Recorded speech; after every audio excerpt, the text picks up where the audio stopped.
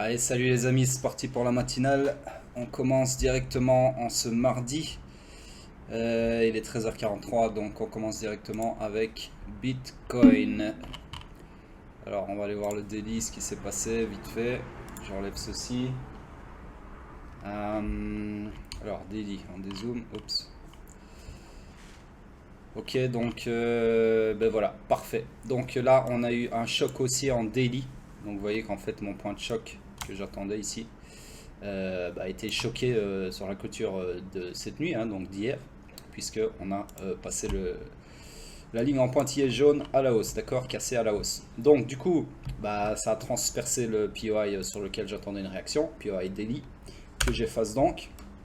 Et du coup, nous sommes de retour sur un order flow haussier qui est donc aligné avec la structure swing, puisque non, qui n'est pas aligné, pardon, je pensais qu'on était aussi en daily. En fait, nous sommes baissiers en daily. Donc en gros là, tout ça, peu importe, c'est du complexe pullback. Et là, on vient de retourner l'order flow à la hausse. Donc on est dans le sens contraire de la structure swing qui, elle, est baissière. D'accord. Donc, du coup, ceci j'enlève aussi. Ce choc baissier n'a plus lieu d'être. Et on peut regarder quel serait le POI, on va dire, pertinent à ce niveau-ci sur le daily. Laissez-moi regarder tout ça. Honnêtement, j'en vois pas vraiment, mais bon, si vraiment vous voulez, comment dire, établir pardon, un POI, voilà, on pourrait établir par exemple ceci, d'accord, sur cette bougie là, raffinée de façon fractale sur la mèche. Donc voilà, honnêtement, POI daily c'est pas la folie. Alors on va descendre sur le 4 heures.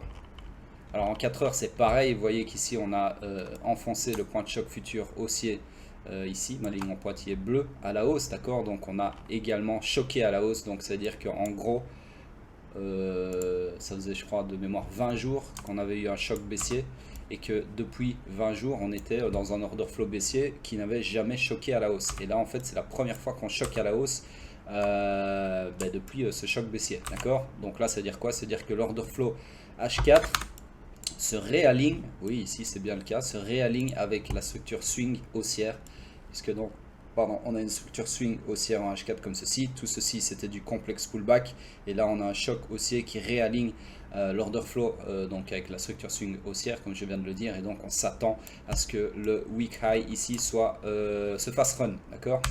Voilà, encore une fois tout ça c'est de la théorie bien évidemment. Alors, du coup, ce POI H4, lui aussi, il est plus pertinent puisqu'il a été transpercé. Donc, mon nouveau POI H4 qui m'intéresserait, ça serait celui qui est à la base du mouvement qui a créé le choc et qui est juxtaposé au choc futur. Donc, ça serait ici, celui-ci en gros. Je vais l'aligner sur celui d'en dessous, voilà. Avec un point de choc futur qui serait donc ici, d'accord, que je mets en bleu, choc baissier, voilà. Donc voilà, donc tout ça prend forme, c'est pas mal du tout. Honnêtement, le POI daily, je vais l'enlever parce que dans tous les cas, même s'il était pertinent, il est déjà raffiné avec ce POI H4 qu'on vient d'établir. Donc le POI daily, je l'enlève parce que ça encombre mon graphique pour pas grand chose. Parce que 1, il est énorme, 2, il n'est pas très pertinent à mon sens en tout cas. Et 3, on a une version raffinée en H4, donc qui est certainement l'unité de temps sur laquelle on interviendra. Donc voilà, aucune raison d'avoir un POI daily qui dégueulasse tout mon graphique. Alors, c'est de réaction. On va parler de plusieurs choses là, parce que franchement, ce qui se passe là, en ce moment, pour autant, il n'y avait rien à dire ces dernières semaines, voire ces derniers jours, rien de très intéressant. Et bien là, on a pas mal de choses à dire. Donc, première chose, c'est, comme vous l'avez compris, un choc haussier qu'on attendait depuis longtemps, d'accord. Au début, on a cru que ça allait réagir sur ce POI là, puis celui-là, et au final, eh bien, c'est ce POI ici. Alors, je pense que je vous ai expliqué dans une matinale précédente pourquoi ce POI ici était extrêmement pertinent. Je ne vais pas le refaire du coup, d'accord. Je vous invite à aller revoir les matinales précédentes, pour les nouveaux arrivants du moins. Et donc, laissez-moi regarder un truc, pourquoi est-ce qu'il y a un point rouge là? Merde. Attendez, parce que j'ai un point rouge là qui n'a rien à faire là, je sais pas ce que c'est. Ok. tac, ça je le remets là, hop, et ça je le remets là, voilà. Donc, ah ouais, les yeux de lynx, vous l'aviez pas vu, mais moi je l'avais vu, ce petit point rouge. Donc, qu'est-ce que je disais, ouais, voilà, donc choc, en fait, vous voyez, c'est pas un hasard. Donc, je vous avais dit il y a plusieurs jours de ça que ce PO ici, pour moi, était extrêmement pertinent. Je vais pas revenir sur les raisons, encore une fois, allez voir les anciennes matinales. Et vous voyez qu'au final, j'ai eu raison, puisque c'est exactement sur ce POI, à la mitigation, après la mitigation sur ce POI, que nous avons eu finalement notre choc haussier, d'accord? Alors en plus de ça, on peut voir bien évidemment qu'il y avait de l'inducement vers le POI en question, d'accord? Donc tout ça, hein, c'était de la liquidité qui ne demandait qu'à être prise. Donc tous les stop loss des retail, donc down liquidity, tax super, voilà. Donc voilà, plein de raisons pour rendre ce POI pertinent. Alors, en H4 du coup on cherche des longs bien évidemment, ok, donc ce que je m'attends à moyen terme c'est ceci, ok, si le marché nous le donne bien évidemment, on peut aussi faire quelque chose comme ça, et puis on cherchera long sur un autre POI plus haut, peu importe. Donc ça c'est pour le H4, je pense que j'ai tout dit. Alors on descend sur le M15, alors en M15, attendez je regarde la structure, M15 déjà. Ok, donc le range M15 il est monstrueux, il est en blanc, j'arrive même pas à le mettre sur tout l'écran tellement il est grand. Ce qui est pas, bah, je peux même pas le mettre, je peux pas dézoomer plus que ça. Donc en gros, voilà, le dernier BIOS M15 il était ici, ok, ce qui donne lieu à cette structure énorme ici en blanc, d'accord. Donc là je vais juste mesurer si on a une autre pullback de 30%. Voilà, donc ça, on est en phase de l'avoir. Donc si j'aligne plus ou moins précisément, voilà. Vous voyez qu'ici, on est plus ou moins, on a plus ou moins touché les 30% de retracement de cette baisse, de ce mouvement baissier, d'accord. Donc j'aligne mon Fibo à partir de là en haut et je le descends jusque le point le plus bas ici. Du range M15, du swing range M15 en blanc, d'accord. Et donc voilà, donc ce que j'aimerais bien c'est qu'on touche, enfin qu'on transperce ces 30% de retracement, comme ça me permettra d'établir avec certitude que le swing low baissier de la structure swing M15 était bien là en bas, d'accord. Parce que j'ai pas envie d'avoir un range qui continue à s'enfoncer, à s'agrandir. Donc voilà, alors en M15 quoi d'autre à dire? Eh bien ce qui est intéressant, j'aimerais bien revenir sur un scénario qui s'est passé hier quand j'étais dans mon lit. Vous allez me prendre pour soit pour un monstre ou soit pour un mythomane, mais je peux vous dire que je ne suis point un mythomane, pas comme certains. Donc en gros j'essaie de enlever ceci pour vous montrer où est-ce que j'ai vu ça. Voilà, donc on devait être quelque part ici, je regarde l'heure, 21h, ouais voilà, 21h45, j'étais dans mon lit, voilà, prêt à dormir. On était quelque part ici. Attendez, je regarde sur l'autre écran ce qui se passe, pourquoi est-ce que j'ai autant d'alarmes qui sonnent? Qu'est-ce qui me veut ce putain de marché là? Petite seconde les amis, hein.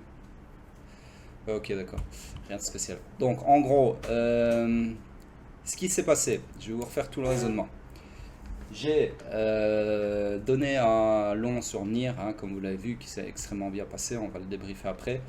Et donc sur Bitcoin, ici, je m'attendais en fait j'ai hésité à vous donner ceci, d'accord. Je guettais ceci.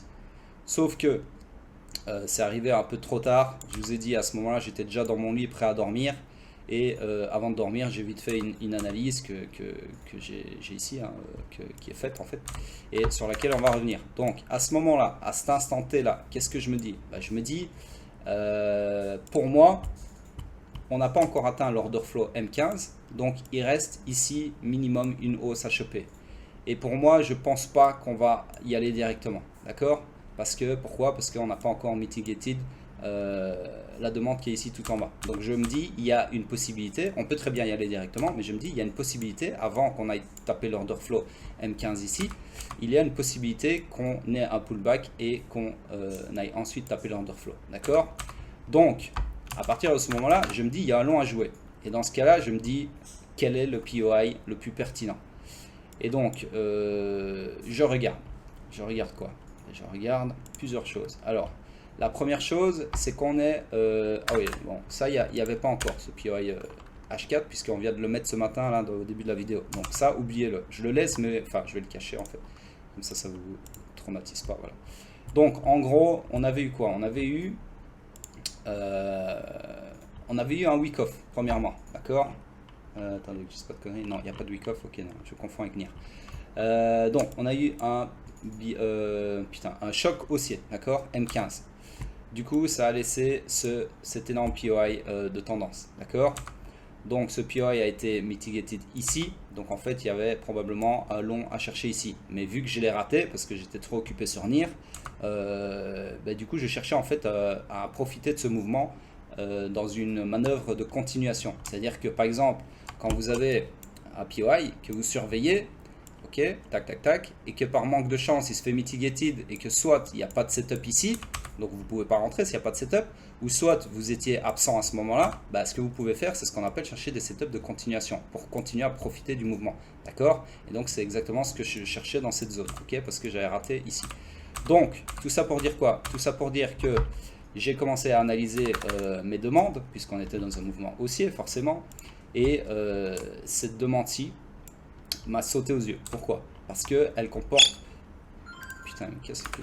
Elle comporte plusieurs facteurs qui font que ça fait d'elle un POI pertinent. D'accord?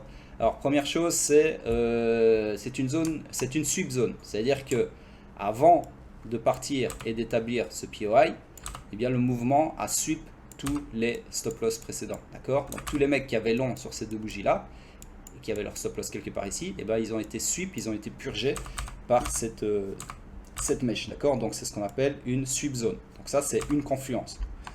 Deuxième confluence.